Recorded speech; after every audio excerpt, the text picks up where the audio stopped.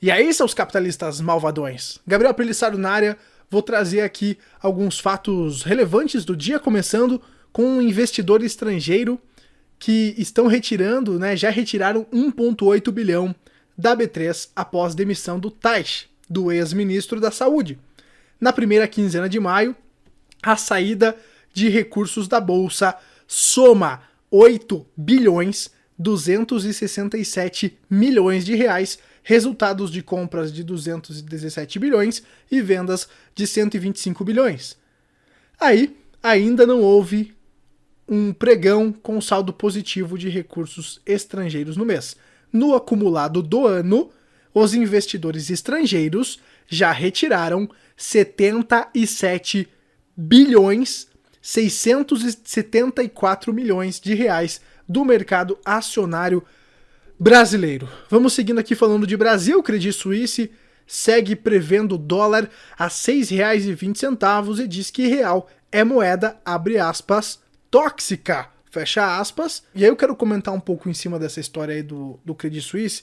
Muitas pessoas, inclusive lá na comunidade, falaram que, como assim, eu tô tão pessimista e tal, porque a bolsa em dólar tá em baixa, A bolsa em dólar, ela tá mais barata, e aí aquela ginástica mental toda para defender uma alta. Só que a gente tem que reparar um detalhe. Por que você acha que o investidor internacional vai colocar dólar aqui no Brasil e correr o risco de estar posicionado em real? Que é uma moeda que está se depreciando, é uma das moedas que mais se depreciaram nos últimos meses. Então, olha só, vamos fazer um raciocínio aqui. Beleza, a bolsa em dólar realmente está muito barata. Uma, porque o Ibovespa se desvalorizou em reais, e a outra porque o real se desvalorizou perante o dólar, então ela teve uma dupla desvalorização. Pro gringo, a bolsa, o Ibovespa, está muito barato, caiu bastante. Mas, aí entra a questão do dólar aqui. Quando o gringo, ele vende dólar e compra real, e coloca o dinheiro dele na bolsa, agora ele está posicionado em real. Então beleza, o Ibovespa subiu 20%. Só que o gringo quer resultado em dólar. O que adianta o Ibovespa subir 20% e o real cair 40%? Ele perdeu dinheiro.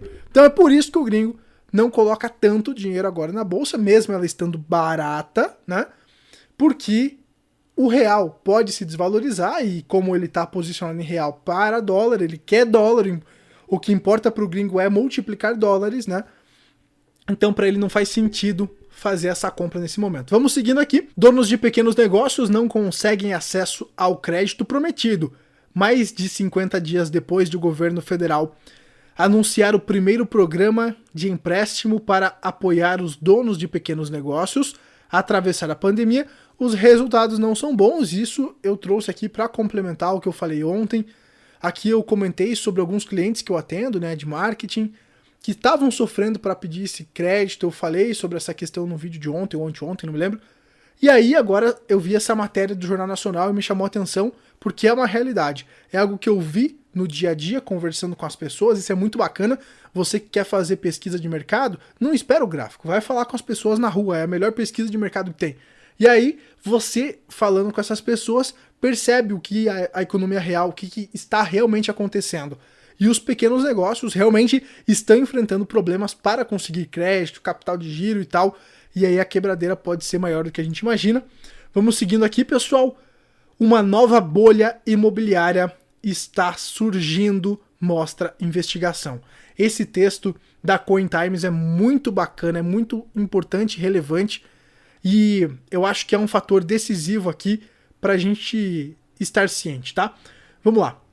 Um preocupante vazamento de dados verificado pela agência ProPublica mostra que poderemos ver o estouro de uma bolha imobiliária como o que aconteceu em 2008, porém acelerada com o novo vírus.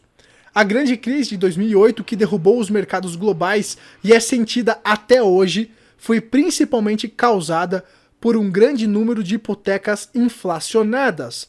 O dinheiro das hipotecas era dado para investidores que não tinham condições de pagá-las. Como resultado, os gerentes dos bancos ganhavam suas gordas comissões e as dívidas eram securitizadas e revendidas, infestando a economia com títulos tóxicos. No final, Os bancos ganharam o dinheiro dos pagadores de impostos, os gerentes saíram milionários e o único preso foi um jornalista que denunciou o esquema. 12 anos depois, há evidências de que algo similar está acontecendo novamente. Alguns dos maiores bancos do mundo, inclusive Wells Fargo e Deutsche Bank, bem como outros credores, se envolveram em uma fraude sistemática que lhes permitiu conceder aos mutuários empréstimos maiores do que os suportados pelas suas reais capacidades. Então, vamos dar uma resumida aqui.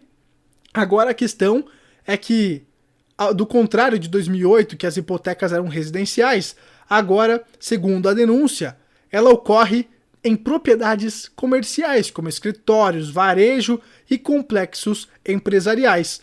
A denúncia foca em uma série de títulos com valor de $1 bilhão que já foram revendidas para investidores como títulos comerciais lastreados em hipotecas, ou CBMS em inglês, ou CBMS.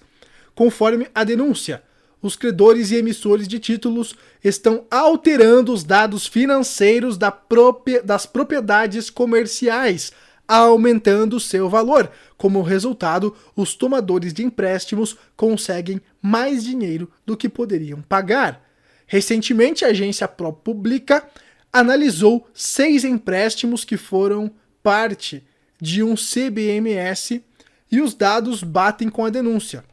Os lucros históricos relatados para alguns edifícios foram listados até 30% mais altos do que os lucros relatados anteriormente para os mesmos edifícios, afirma a agência. E agora, pessoal, no meio de toda essa fragilidade que a economia mundial vive, imagina só um estouro financeiro. Imagina se uma petrolífera quebra ou algum grande fundo de hedge ou de investimento quebra. Imagina se estoura uma nova bolha imobiliária, o caos que seria implementado. Isso é um risco que está sendo posto à mesa. Só que a gente nunca sabe quando que isso vai estourar. Eu vou falar também sobre a questão agora do Alibaba, do dono da Alibaba, que saiu do SoftBank, e isso aumenta a crise dessa empresa que é o SoftBank, que nós já mencionamos aqui no canal, quando a gente fala que o SoftBank patrocina empresas zumbis, empresas que não dão lucro, empresas que sobrevivem de crédito barato. Hoje muitas empresas sobrevivem desse juro barato. Então a gente não está vendo um capitalismo saudável, e por isso que já em 2019, aqui no canal, a gente falava que a gente poderia ver uma crise. É claro que ninguém esperava que ia ser por causa de um vírus, mas isso já estava no mapa.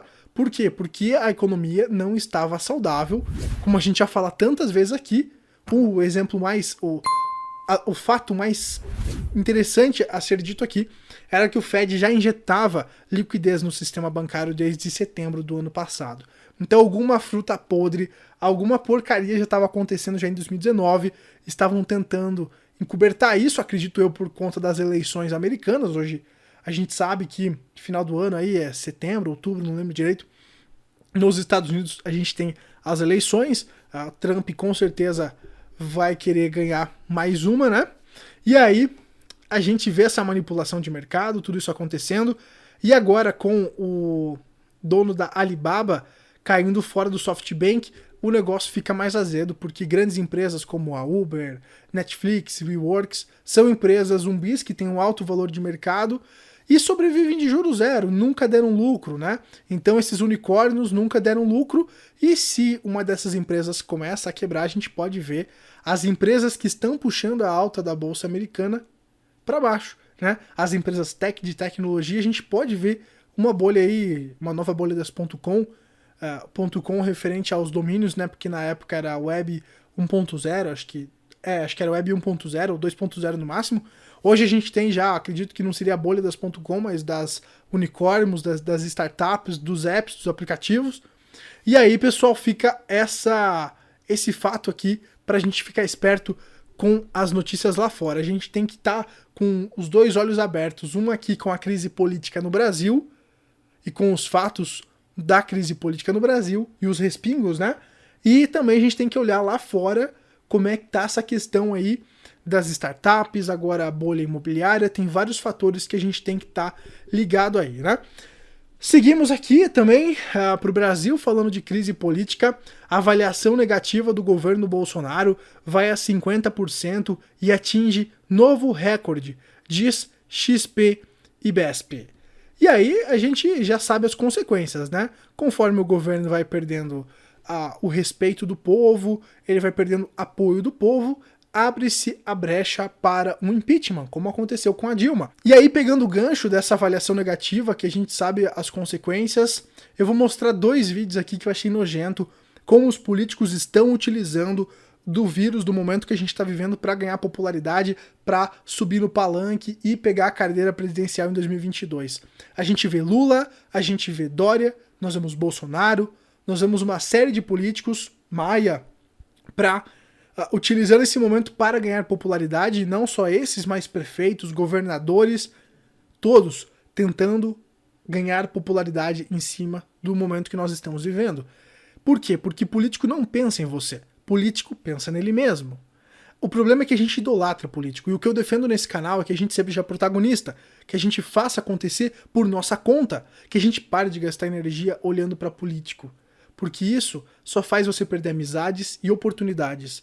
Então, a minha missão aqui nesse canal de verdade é abrir os olhos das pessoas para elas serem protagonistas e pararem de defender A ou B. Porque esses caras estão nem aí para você. Então vamos ver esses 2 vídeos pra gente ver as barbaridades que saem das bocas desses políticos que, honestamente, essas 2 me deram nojo. Vamos lá. Quando eu vejo, sabe, essas pessoas acharem bonito que tem que vender tudo que é público, que o público não presta nada, ainda bem que a natureza, contra a vontade da humanidade, criou esse monstro chamado coronavírus, porque esse monstro está permitindo que os cegos enxerguem, que os cegos comecem a enxergar, que apenas o Estado é capaz de dar solução a determinadas crises. Essa crise do coronavírus, somente o Estado é que pode resolver isso, somente o Estado pode resolver isso. Você está vendo como você é educado? Tu viu como você é educado? Quem é de direita toma cloroquina, quem é de esquerda toma tubaína. Então, de um lado, tá aí o Lula, né, o ex-presidiário Lula, falando que ainda bem que a natureza criou esse monstro, e do outro lado tá o Bolsonaro, né, que diz que quem é de direita toma cloroquina e quem é de esquerda toma tubaína.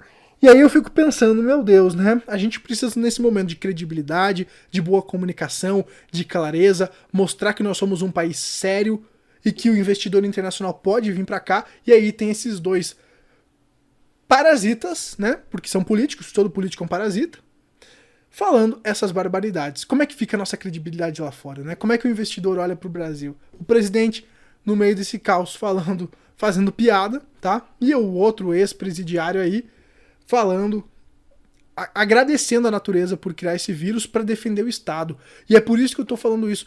Cara, é indefensável essa frase do Lula.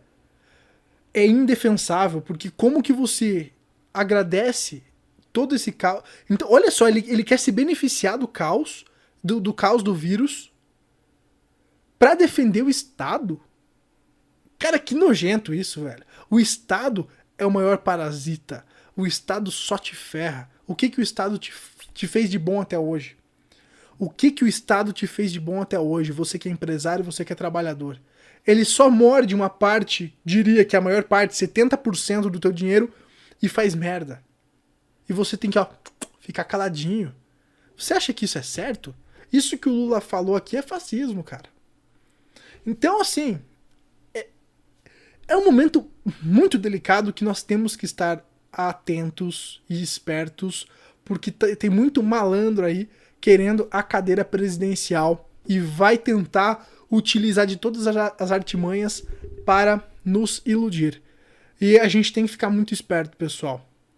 E ainda mais, né, acima de tudo, acredito que entender que nós criamos a nossa realidade. Que nós não devemos colocar as nossas esperanças na mão desses vagabundos aí que ficam falando porcaria com o nosso dinheiro. Eles deveriam estar nos servindo e não nós servindo a eles. tanto a direita quanto a esquerda, que perde a racionalidade e para de criticar os seus ídolos, não tem o meu respeito e não deveria ter o teu respeito. Eu acredito que a política é importantíssima, mas ela deve ser usada com responsabilidade. Quando você começa a idolatrar e vira um jogo de futebol, isso fica perigoso e você para de ver as oportunidades que aparecem na tua vida. Então, só quis trazer esse comentário aqui, eu sei que isso não me beneficia de nenhuma maneira. Eu acho que às vezes até eu deveria ficar passando a mão e lambendo o saco do Bolsonaro, mas eu acredito na liberdade, eu acredito no indivíduo. Por isso que eu não defendo nenhum dos dois políticos e eu acho que essas falas comprovam o caráter dos mesmos. Que eles só estão preocupados com a reeleição. Inclusive o Bolsonaro falou que não ia se recandidatar, não ia buscar a cadeira em 2022 e agora já falou que só sai de lá em 2027. Então, cadê a palavra, né, Bolsonaro? Você me traiu, cara. Eu te defendi, eu perdi muitos amigos por causa de você. E agora eu vejo, e até agradeço por isso, né, porque agora eu vejo a verdade e eu vejo que a parada só depende de mim. Tá bom? Então é isso, pessoal. Vou finalizando por aqui, espero que a minha mensagem tenha sido clara. E é isso aí, deixa um like aqui embaixo, se inscreve no canal. Lá no Instagram tá rolando o Projeto 365, para quem quiser fazer acontecer. E por hoje é isso, pessoal. Um forte abraço, até a próxima, tchau, tchau.